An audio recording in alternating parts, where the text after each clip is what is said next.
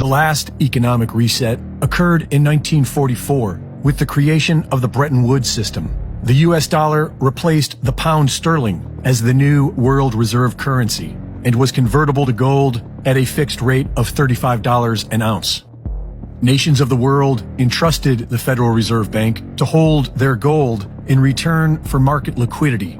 This trust was good up until President de Gaulle of France pointed out that the United States was printing more money than they had in gold reserves to pay for the war in Vietnam, and in 1971 sent a warship to New York demanding their gold back. Days later, President Nixon took the world off the gold standard altogether, allowing the war machine to print endless amounts of US dollars. In 1974, the United States offers use of its war machine to Saudi Arabia in return for their oil to be sold exclusively with US dollars. This becomes known as the petrodollar and ushers in a new era of endless warfare.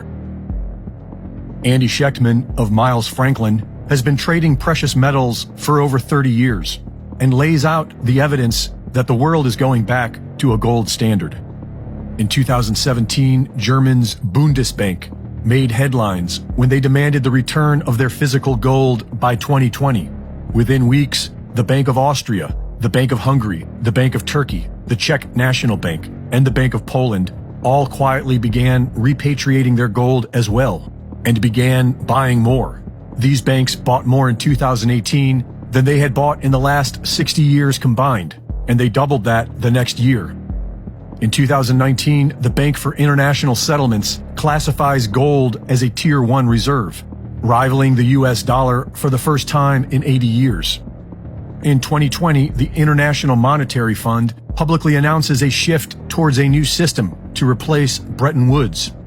Also that year, a new major buyer suddenly appears, anonymously labeled as Other, and begins draining the COMEX and London Metals Exchange of precious metals to an extent never seen before. In August of 2021, Saudi Arabia signs a military cooperation agreement with Russia, directly challenging the US petrodollar agreement. This is immediately followed by the US military's abrupt departure from Afghanistan. In 2022, Russian banks were removed from the SWIFT system.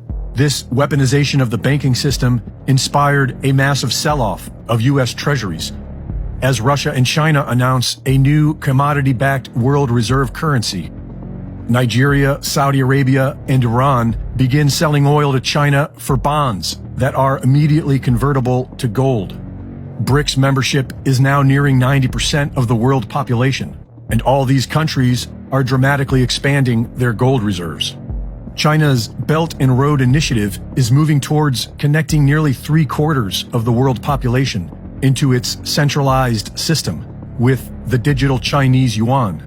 And the US government is left holding a bill they can't pay and a war machine they can't afford.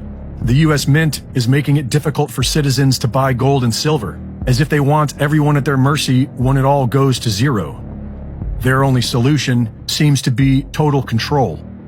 This is at least one of the reasons why Elon's Twitter files are spread out like a Netflix series, to keep Americans busy while their entire life savings are swiftly turned to zero.